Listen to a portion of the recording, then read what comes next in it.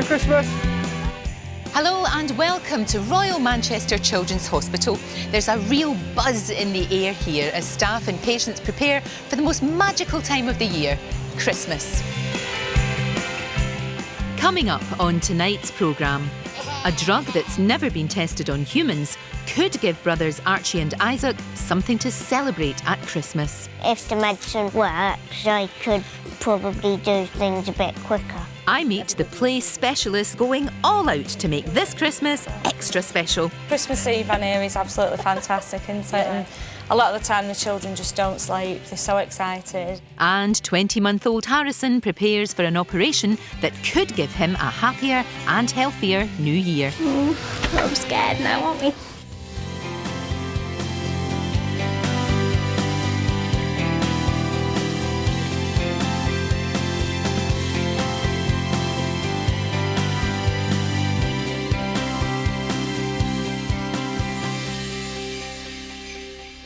No one likes coming to hospital, especially at Christmas time, but some children simply don't have the choice.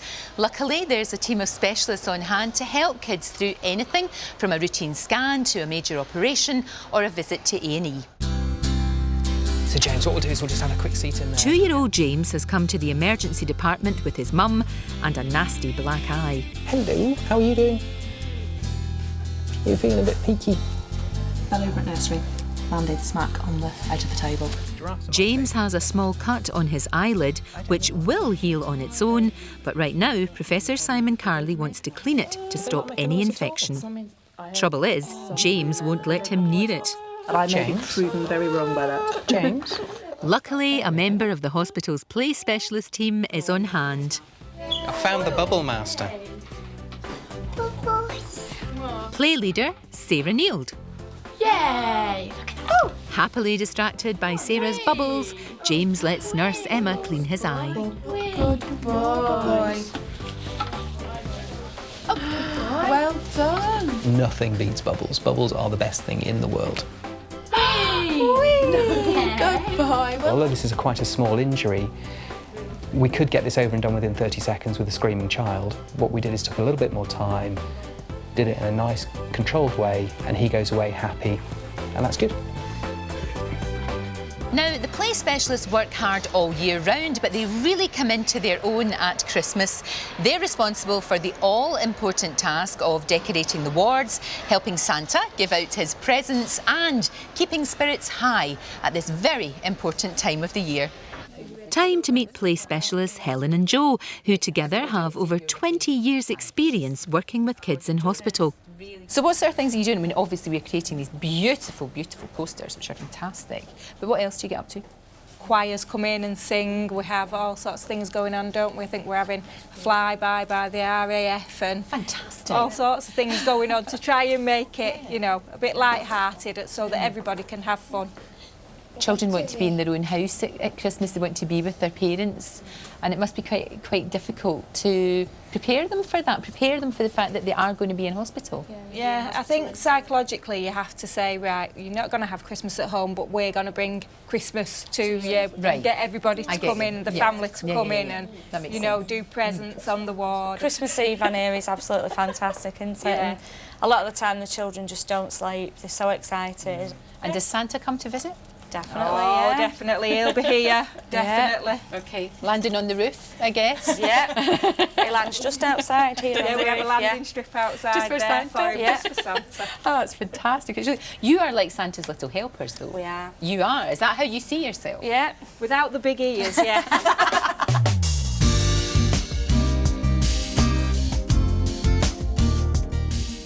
The Children's Hospital employs a dedicated medical team of over 1,000, offering help all year round to those who need it most. Here on the hospital's clinical research unit, a 40-strong team work hard to try and find cures for children with untreatable diseases. This unit could provide real hope for two very courageous little boys this Christmas. 7-year-old Isaac and 9-year-old Archie Eaton have been coming to the unit once a week for over a year with their mother Anna for a new drug treatment. At the beginning, I cried, but now I don't. The brothers have Morquio's syndrome, a rare form of dwarfism which affects about 100 people in the UK. It's caused by a missing enzyme that affects their growth. It makes our bones not grow so long.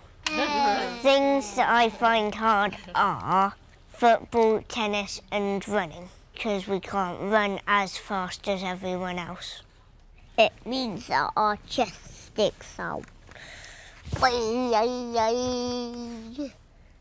This degenerative disease means children lose their ability to walk and develop problems with their hearing, breathing and sight. A terrifying prospect for Archie and Isaac's parents. We've been blanking that out completely, to be perfectly honest. It's scary, and so we've concentrated on trying to keep them as physically active as possible.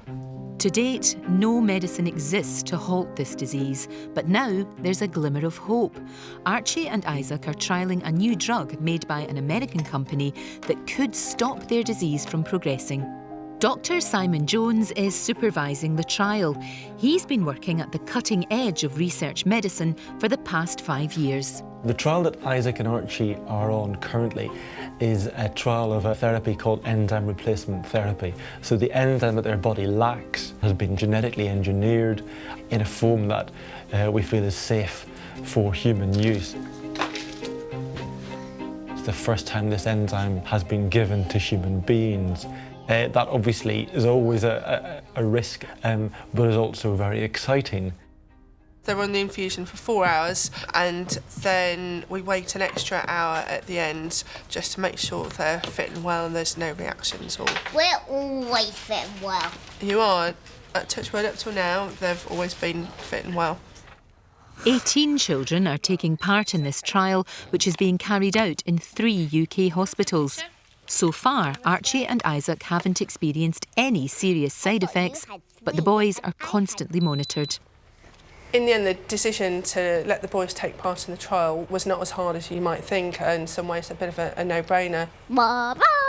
Although the boys seem fit and healthy at the moment, it is a degenerative condition, so we felt we had no choice but to give the boys a chance and see if it helped them grow. The best thing that could happen if the medicine works is I could probably do things a bit quicker. Despite spending a day a week hooked up to a drip, Archie and Isaac never let it dampen their spirits. Sometimes being larger than life in terms of your personality is a way of taking attention away from your bones and your joints and saying, look, I'm here and I'm normal and I'm funny and I'm important and I'm as bright or perhaps much more bright than you are. So it's overcoming the disease, but it's also living with the disease, understanding how it does limit you, but also not letting it limit you in other areas.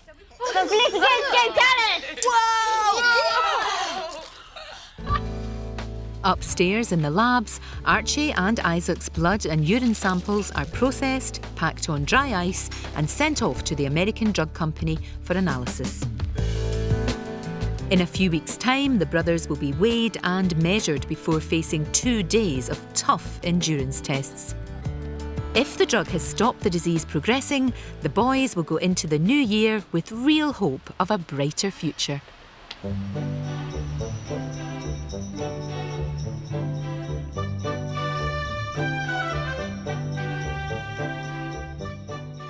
Another little boy hoping for a brighter new year is 20-month-old Harrison Laird. Harrison has a dangerously narrow windpipe and has suffered from breathing problems all of his life, but doesn't let it get him down. Harrison's a really happy little boy. He's always smiling, always playing, always up to mischief, always being noisy. 7 months ago, Harrison fell seriously ill and was struggling to breathe. At that point, I was really scared. I was absolutely frightened. I thought I was going to lose him. He needed a breathing tube called a tracheostomy fitted. The tracheostomy needs regular changing and constant monitoring, and it's also affecting Harrison's development. He can't talk. He can make some noises, but he can't talk like another child his age. Harrison and his mum Michelle are at the hospital today to discuss an operation Harrison needs to widen his windpipe and eventually get him breathing on his own again. Hello, Harrison. He's a bit quiet this morning, isn't he? ENT surgeon Ian Bruce has known Harrison for the past 7 months. He's worked in children's medicine for over 6 years and specialises in reconstructing windpipes. The operation is a laryngotracheal reconstruction with a costal cartilage graft from the right chest. It's a complicated procedure, but Mum Michelle has done her research. Right, so that's you're going to take some cartilage from his rib and then use that to reconstruct his airway to make it wider. Absolutely, that's exactly right, yeah. The operation is risky, so Mr. Bruce wants to make sure the dangers are clear. Standard risk is if, for any operation, that's bleeding and infection. With regards to taking the cartilage from the chest, he's going to have a thin scar. Underneath the cartilage, you've got the fibrous coat around the lungs. If that's popped inadvertently during the surgery, then the chest on that side can collapse down. And sometimes you need a drain into your chest to help the lung expand again. From the neck, it's going to be another incision. Going to open that up. So you can get the escape of some air under the skin. That's something called surgical emphysema. Despite the potential dangers, having the operation is the only chance Harrison has of breathing on his own again. Really nervous, but you know, it's definitely for the best. We want him to have a normal life. Exactly. If you're happy, do you want to come and sign there for me? Or perhaps if the surgery is successful, Harrison could have his tracheostomy out in 4 months' time. And then he can go about his life completely normally and running around and shouting and talking and singing and everything else. Yeah. Harrison's operation is just 3 days away. Well, we'll be catching up with Harrison in part 2, and Archie and Isaac have to tackle some tough endurance tests, and we'll be meeting Emily Fish, who spent Christmas here last year. Welcome back to Royal Manchester Children's Hospital. Last year, a very special 6-year-old spent her Christmas on the bone marrow transplant unit. I'm definitely Emily Fish. Are you? And I'm definitely having a transplant. Emily Fish was diagnosed with severe aplastic anemia, a life-threatening blood disorder that affects around 1 in a million children. I'm coming to hospital to get better. Her only chance of survival was a bone marrow transplant. To prepare for the transplant, Emily endured 10 days of gruelling chemotherapy. You'd like it to be you, but you can't be you. But it wasn't just the physical side effects that took their toll on Emily. It's like feeling in jail. To reduce the risk of infection, she had to spend Christmas in an isolation room. Hello, John. Which meant being separated from her brother John.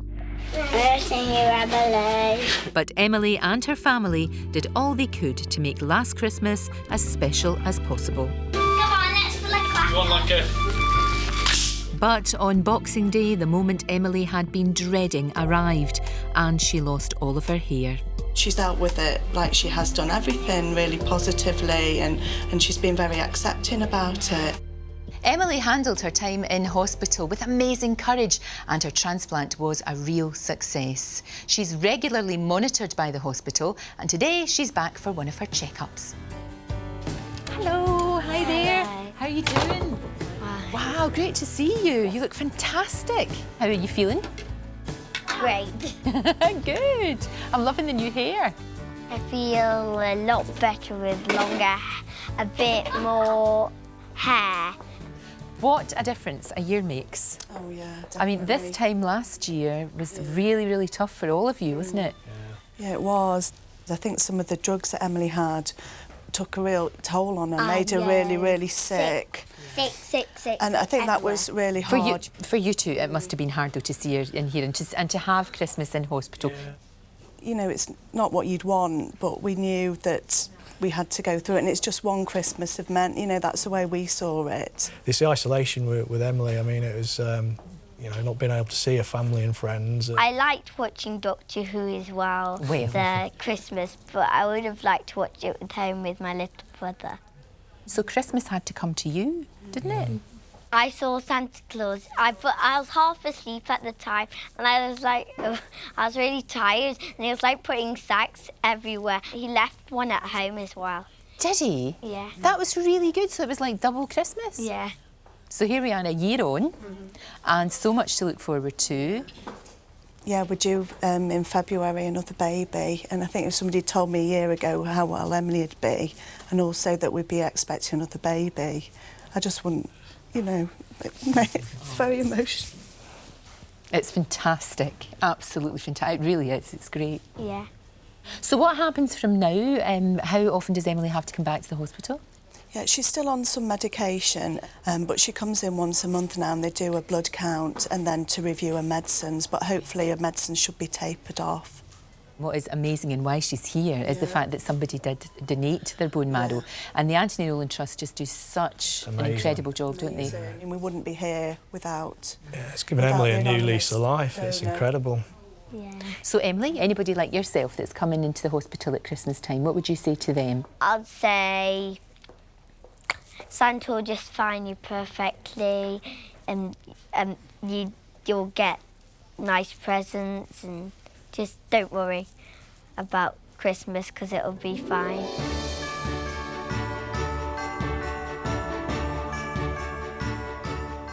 It's great to see Emily doing so well after such a tough time last year. 2 more courageous children hoping to reach a medical milestone in time for this Christmas are Archie and Isaac Eaton.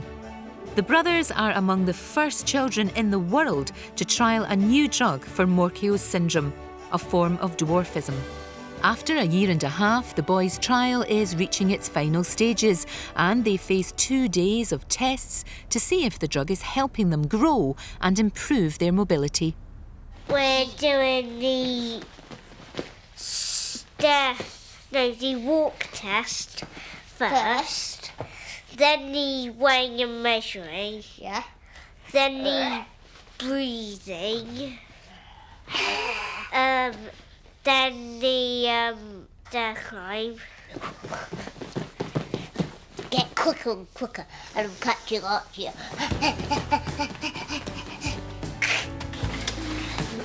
Slowly. How's your head doing there? We've been looking after children with Morquio disease for many decades, and for most of that time there has been no effective therapy. So it's very exciting to get to the end of a trial which we hope will offer a new treatment that may alter the course of this very significant disease. 56.9. Anything we can do to keep them at the level they are, or even better to improve, is good stuff. It's positive. It means that they've got more mobility, more capability for doing things for longer into the future. If Archie and Isaac can show they're improving, it will encourage the makers of the new drug to develop it further, get it onto the market and help Morquio's children all over the world. Go. Good walking. Say it, well done. Off you go. Go. Well done, Archie. So Archie and Isaac have got tremendous spirit and really infectious enthusiasm. I fully expect them, as I have done before, to put heart and soul into the assessments. Yes. 2 minutes. 4 left, Isaac. Doing well. Keep going. Hard to tell whether he's doing it any faster than before, but he's doing it sensibly, which for Isaac is one of the main challenges, not to stop and pick up the cone and put it on his head. All the way, you got that good time to beat, Archie. Off you go, keep going, nearly done, not much further. 3, 2, 1. Okay, well done. That hard work. Did your superpowers help you, Isaac? Yeah. Stop there. Whoa! Well done, you. We're done. There you go. Well done. How did you do, Archie? 434. Well done, Archie. You haven't quite broken your record. Oh. What was my record? 471. Disappointed I didn't break my record, but I'm feeling exhausted anyway.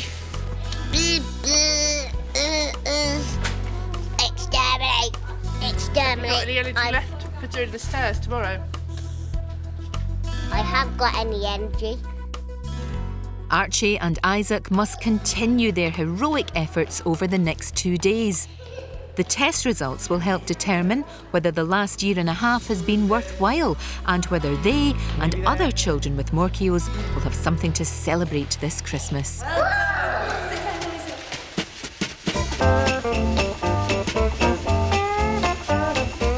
For the staff working in the hospital's A&E department, Christmas brings its own peculiar brand of injuries and illness.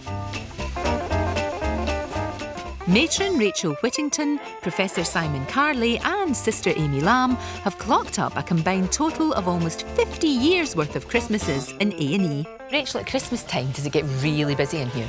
I think one of the things with Christmas Day is they're either really sick or actually they've just done something really silly. Yes. And the last place they really want to be is here on Christmas Day when they could be at home playing with the presents. But if they've swallowed the battery or they've got the wrapping paper up their nose, unfortunately, down here they come. And mums and dads aren't that impressed because the Christmas dinner's already in and cooking and they're stuck here. What kind of injuries are people coming in with on Christmas Day? What have kids done to themselves? People shove all sorts of things up their noses. I don't know why people shove things up their noses at Christmas or any time, but it seems to be a really popular activity. Yeah, we've had the odd bit of Christmas tree where it shouldn't be. Yeah, and bits of, you know, when they unwrap the chocolates and they leave the foils on the tree and then the brothers and sisters shove it up noses and things like that. Right. Fallen over a bauble and got glass in their hands or their foot or stuff like that, really. Overindulgence is always a... Too many chocolates. Too much chocolate, too much Christmas dinner. And how do you try and make it a bit festive in here? I mean, I know this is you know, it's a serious place, you're doing amazing work, but at the same time it is Christmas. We have Christmas trees, we decorate the department all over and we encourage the staff to dress up a little bit on Christmas Day.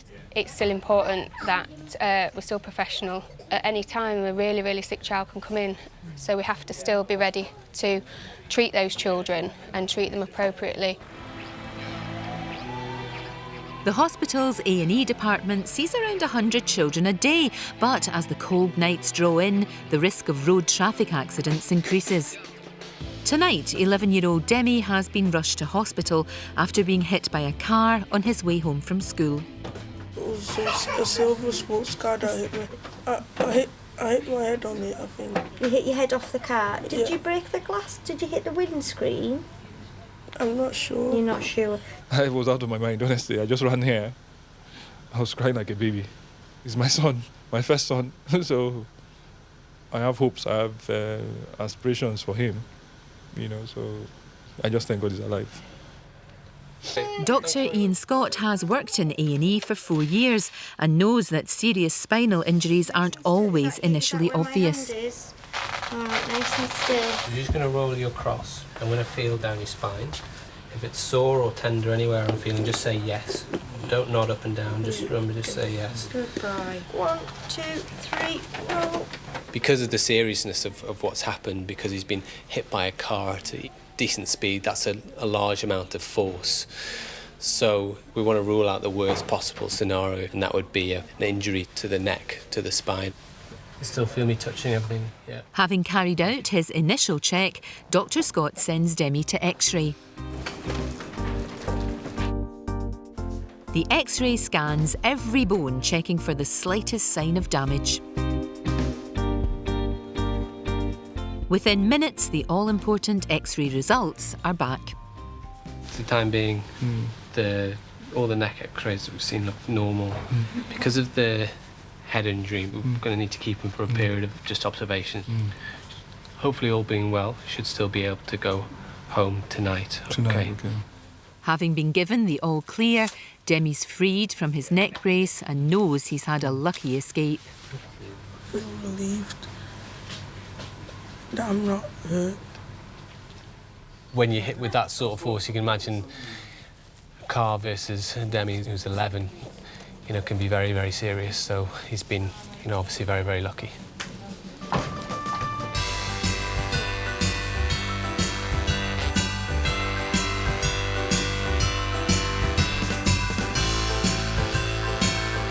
"20-month-old Harrison Laird's waiting with his mum and dad for an operation that could change his life. Well done. For the past 7 months, he's lived with a tracheostomy to help him breathe, but his windpipe is still dangerously narrow. Today's surgery will make it wider. Very nervous, very anxious. I just keep telling myself it needs doing. There's no other way to, to do it, so it's got to be done. The hospital's ENT department performs this procedure just 8 times a year, and Harrison's surgeon Ian Bruce is well aware of its risks. Well, it's a very invasive operation from certain aspects. Of course, it's an operation on the neck, but actually it's also an operation on the chest. And what we're going to do is going to take some rib from Harrison's chest, open up that narrow part of the airway and put that piece of rib in, therefore making that airway bigger than it is now. The operation is also the first step towards removing Harrison's tracheostomy. Well, I just want him to be a normal little boy, just, as he was before he had to have the tracheostomy. To hear him laughing and crying instead of his little squeaky noises, although they are cute. We want proper talking. Don't we, Harrison? I can't wait for it. The moments before surgery can be hard for parents, as consultant anaesthetist Lucy Hartley knows well. Obviously, you can both come with him into the anaesthetic room until he goes to sleep, and literally all I'm going to do is take that Swedish nose off and plug him in onto our anaesthetic machine, switch the gases on, and he'll just go off to sleep. He might wriggle a little bit. It's going to take a couple of hours at least. All right. I said about 4. Yeah, so it's going to be most of the afternoon. All right.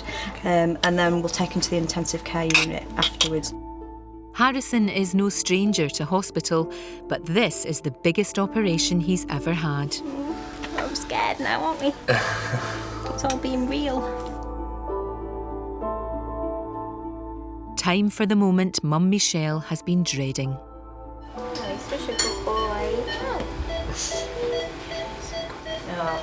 Okay, right, you down. Sometimes a bit wriggly, Mum, don't worry. His head? Yeah, got the head. You don't want to lie down, do you? She knows what's happening. He's such a good boy. This way. Harrison's operation is scheduled to take 4 hours. Suction, please. But as Mr. Bruce begins, he makes a startling discovery that could change everything. Look at that.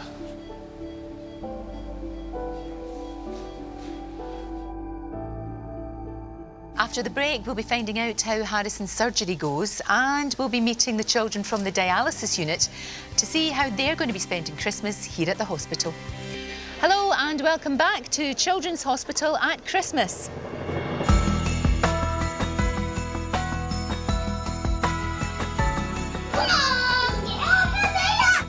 All of the children here in the dialysis unit are waiting for a kidney transplant. They come 3 times a week for 4 hourly treatments, whether it's Christmas or not. They're an incredibly tight-knit family, and despite being hooked up to their machines, they really know how to party. Go! Oh! What have you got?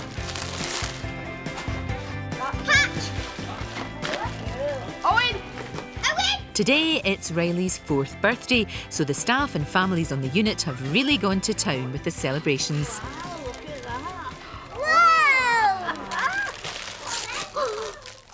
Riley and 12 other children on the unit have kidney failure and rely on the dialysis machines to keep them alive.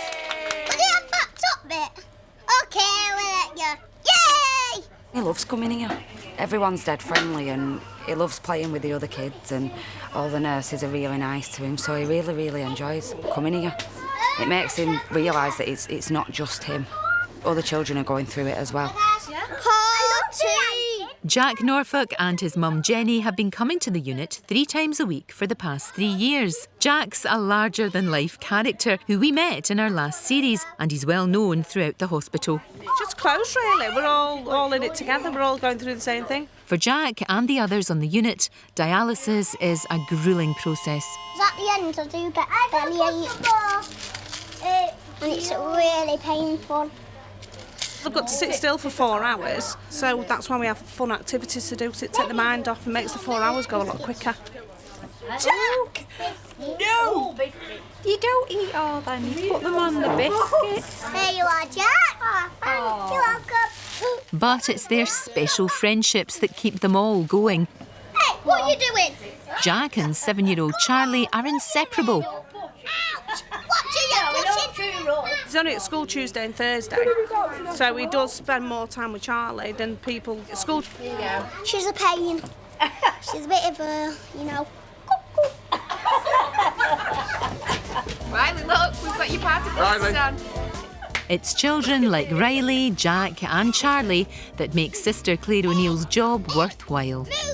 They don't seem to let it affect them. They just get on with their everyday life. They don't, you know, they're never down. They come in, they're always happy. They're always smiling. They'll always play and joke with you. They're an inspiration to us all, really. Hey, come here, little buddy. Okay? Hey, buddy.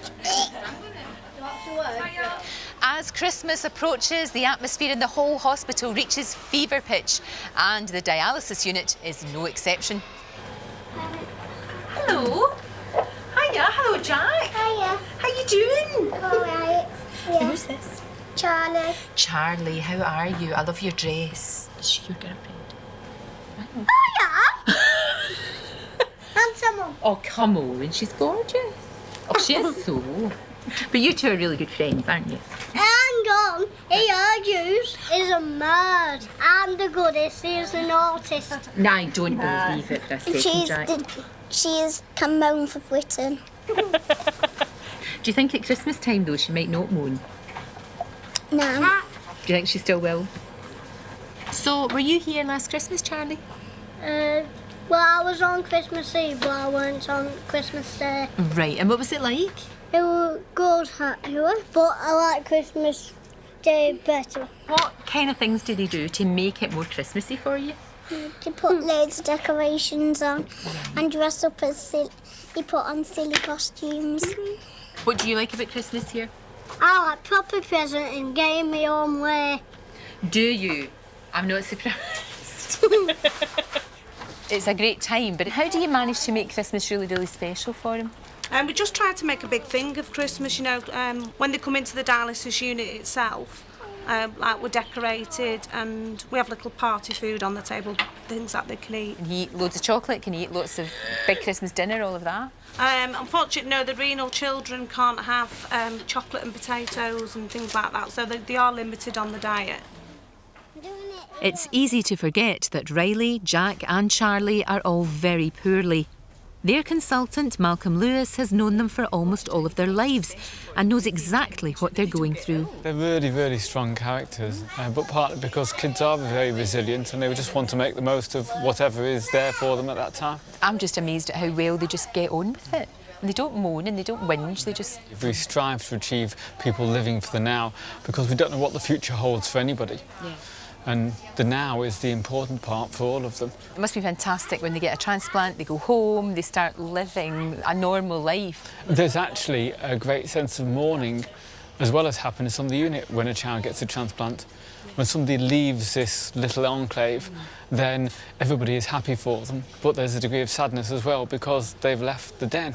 Because it really is tight-knit here. Everybody gets on with everybody. Of course, there's arguments. You know, we've already seen that with Jack and Charlie. They're like an old married couple. Yes, completely, yes. I've brought in the divorce papers often and then had to take them away again. So when it comes Christmas time, what's the main aim then? Keeping the children well, trying to make sure that we can keep them out of hospital on Christmas Day and having fun. Having fun sounds good. Absolutely, that's the main thing, having fun. You don't usually associate having fun with hospital, but you do here. Yeah, yes. 20-month-old Harrison Laird is in theatre to have major surgery to widen his windpipe. His mum Michelle and dad Dave are waiting anxiously on the ward. I'm just trying to think of other things other than the operation and, you know. Yeah, you don't want to be thinking about what can go wrong. I was sort of thinking when you were going in, I'm like, oh, I've changed my mind, I don't want him to have it. Because it is kind of easier just to carry on as you are. I just try and think about, it's for the best. Surgeon Ian Bruce needs to take cartilage from Harrison's ribs and insert it into his windpipe. But before he begins this risky operation, Mr. Bruce inspects Harrison's throat. It's looking much better now, isn't it? Actually, it looks much better than it's ever looked. Mr. Bruce and his colleagues have studied Harrison's windpipe many times over the past year and were in no doubt it needed widening. A lot of the swelling that we'd seen previously has gone away. I can only think that's due to the anti-heartburn treatment that he's had. And what you've been left with is some cysts in that area just below the vocal cords.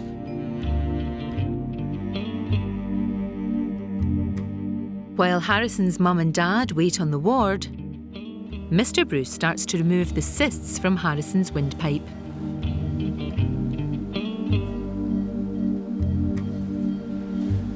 Well, it looks great now, doesn't it? Fantastic, right, okay.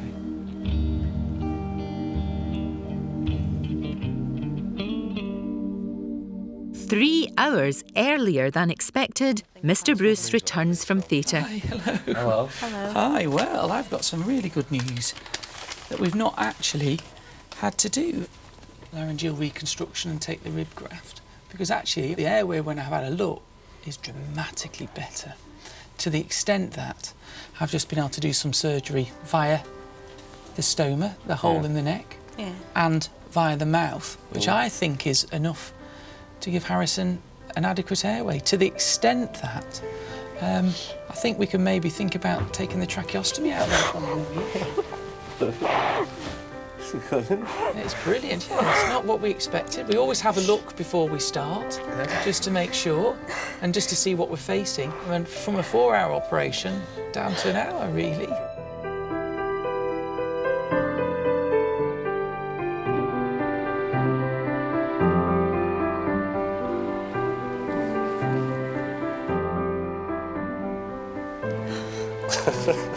Don't even know what to say. I don't think I'm going to stop smiling.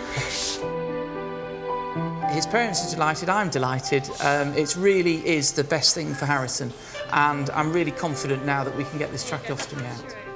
There you go, cuddle with Mummy. Cuddled up. Cold, sweetie. It's a fantastic result. Superstar. But now Michelle and Dave face another anxious wait. This time to see if Harrison can breathe on his own without his tracheostomy. Well, that really is one of the best Christmas presents that Harrison and his parents could ever have wished for. And after the break, he'll get the chance to breathe on his own for the first time in 7 months. And brothers Archie and Isaac, well, they'll get those all-important test results. Hello and welcome back to Children's Hospital at Christmas. It's time to catch up with trailblazing brothers Archie and Isaac Eaton. They're waiting for some news that could mean this is a Christmas to remember.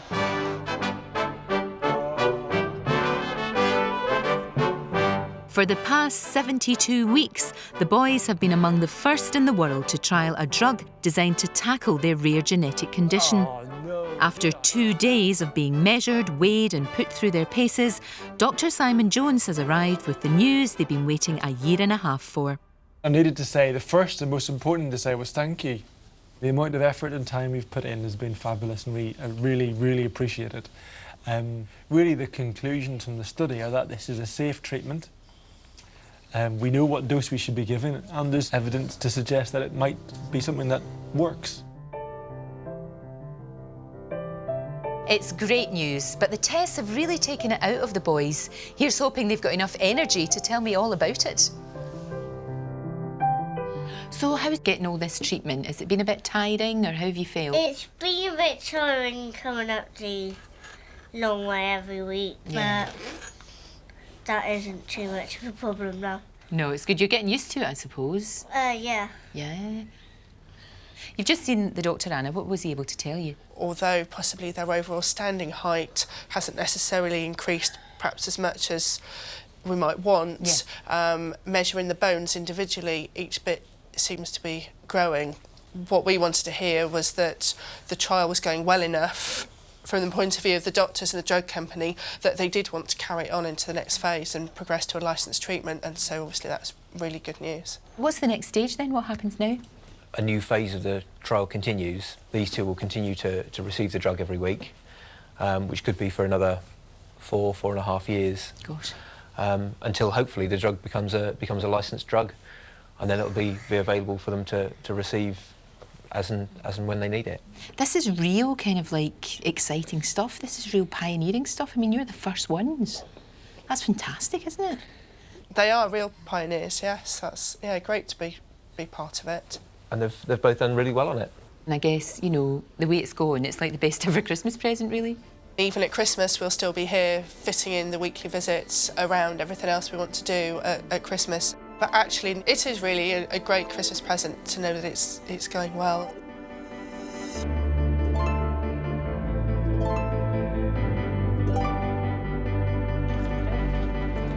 Harrison Laird has been using a tracheostomy to breathe for the past 7 months. But surgeon Ian Bruce and the hospital's most senior ear, nose and throat specialist, Mike Rothera, have decided that Harrison's windpipe is in such good health, it's time to take the tracheostomy out. But this isn't a straightforward procedure. There's no easy transition from having a tracheostomy to not having a tracheostomy. He's got to breathe through his own airway, his vocal cords have got to open up, and he's got to learn to breathe again. Sometimes it's the only way to see if the child is ready to get rid of the tracheostomy. I can't tell you whether this is going to be successful or not. I think we've got a sort of 50-50 chance of it being successful. Harrison's mum has been waiting for this moment for months. If it works and the trachea can stay out, then he'll be able to breathe on his own. It is the best thing, it's just not very nice to go through. It'd be nice if we could just miss this bit out and just have the trachea out. Where's Mummy? Where is she? Someone else put his on. If it works, it'll be good, but it is scary. Hi, hello. Hello, Harrison. It's quite a stormy transition between having a tracheostomy and not having a tracheostomy. Yeah. So there's only one way to do this, and that's just to pop it out.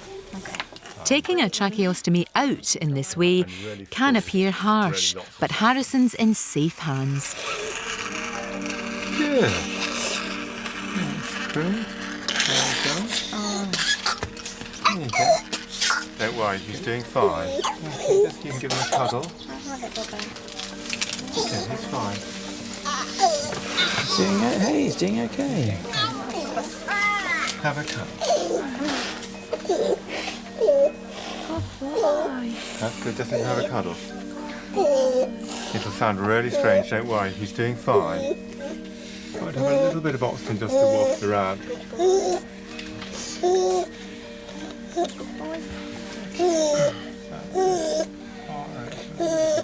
You're doing really well. He's looking happy now. That's fine now.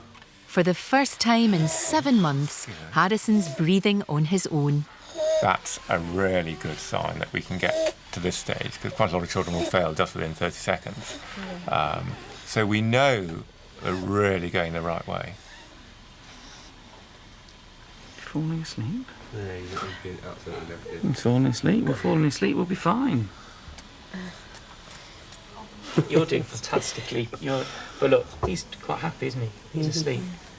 It's been an exhausting time for everybody, especially Harrison. My heart was pounding the entire way through. I've never been so scared. It's brilliant for Harrison. It'll change his life, you know, change all of our lives. I'm really proud of him. He's done really well.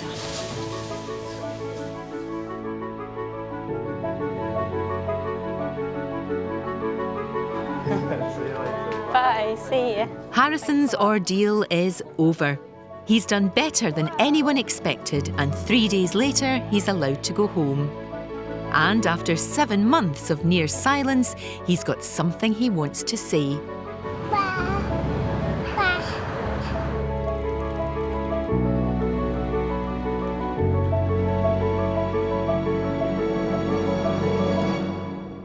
Well, that's about it from the Royal Manchester Children's Hospital. All that remains is for us to say have a very, very healthy and happy new year. And of course...